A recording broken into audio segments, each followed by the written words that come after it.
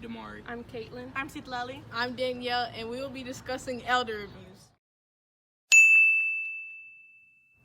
The different forms of elder abuse are verbal, physical, neglect, financial, sexual, and emotional abuse.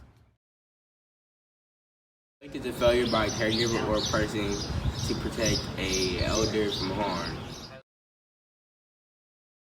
Okay. Sexual abuse is when you come into contact between the mouth and the penis, vulva, or anus, penetration of the anal or another opening of the anal, of genital opening of another person by a hand, finger, or other object, intentional touching either directly and through clothing or of the genitalia, anus, groin, breast, inner thigh, or buttocks. The signs and symptoms of elder abuse can appear as any type of physical injuries, weight loss, poor hygiene, confusion, anxiety, or depression, unexplained transaction, and most of all, isolating themselves from friends and family. Physical abuse is an intentional use of physical force that results in chronic illness, body injury, physical pain, functional impairment, distress, or death. Financial abuse harm is another name for stealing or defrauding someone's good and or their property. Moving on to the next. So after T-Court, we interviewed our district attorney asking her a few questions about elder abuse. Sadly, we could not get her in the video because she didn't want to be recorded. So here's the audio of us interviewing our district attorney.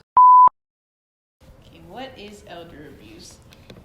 Elder abuse is if you're talking from a legal perspective, it would be a crime against an individual who is, I believe it's over the age of 65, and it's usually by somebody who's a caretaker or someone who's kind of in control of that person, whether it's financially or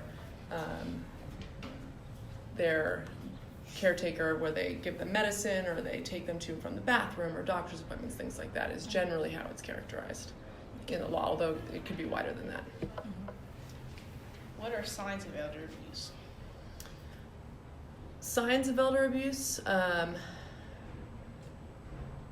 in addition, it oftentimes happens in relationships where there is a lot of trust. There's a lot of financial elder abuse, which we don't often think about. It's someone who trusts another person with their money. Someone might come in and convince them that they're a safe person to make financial decisions for them and things like that, and they can slowly be taking money away from the person who's considered an elder. Physical elder abuse, you might see, bruises and things like that.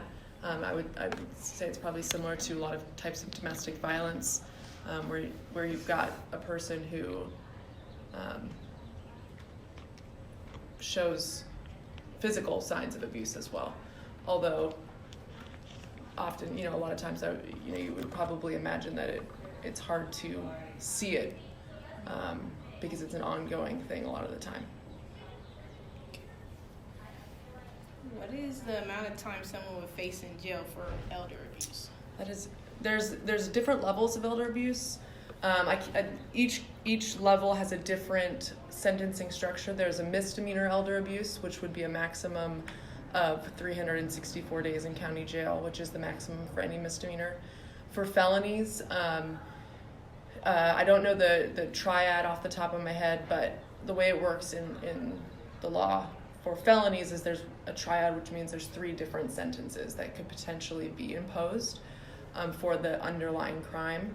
And then if there's any enhancements, if injury was inflicted, if it's great bodily injury is what it's called in the law, then that's an additional enhancement. If a weapon's used, that's an additional enhancement.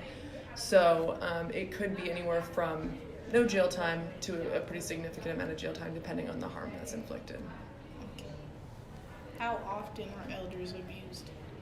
Ooh, I wouldn't want to speak on that because I'm not myself an expert in the area of specific elder abuse. We do have an elder abuse section at the DA's office, so I wouldn't be able to give you an accurate number without just guessing. But I think it probably happens more than we're we realize, and in particular in the financial realm. Because if you think about it, I mean, we also, a lot of times when you hear about the scams and everything, where people are calling and saying, hey, I'm your it's your niece, I'm in jail. It's often the older population that falls for scams like that, which could fall within the realm of elder abuse. So I think it happens a lot more than maybe we realize.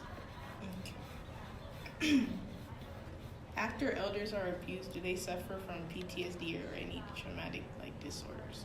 I would say they could. I mean, these are situations like any violent crime that has ramifications for a victim. You have individuals, elders who have put someone in a position of trust, someone that they trust, whether it's their own child, a caregiver, somebody that they've known for a long period of time, a neighbor, and that person has betrayed them in either a monetary way or a physical way. And so I think it will have lasting effects on those people, that population of people, just like it would have on a victim of any violent crime. Who gets abused more between men and women? Again, I don't want to make generalizations without having done my own research, but in domestic violence situations, it's oftentimes the female that's the abused and the male that's the abuser, although we all know that there are situations where that doesn't meet the same, where it's reversed, or it's male on male or female on female. So I wouldn't be able to tell you exactly what's more likely. Okay, last one. Who would people report to if they witness elder abuse or if they are the ones getting abused? There's an elder abuse hotline. I don't know the number off the top of my head, but there is an elder abuse hotline where you can call. It's almost like DCFS, but for elders. There's an older adult hotline as well. The police, 911, or your local police station would probably be the best places to go if you yourself was being abused or you knew of someone else that was being abused. Okay. Thank you. If you or an elder that you know is getting abused, you can contact www.lawgarcia.com. Or for more help, you could call the hotline 855-967-1750. More numbers that you could call are listed on the screen.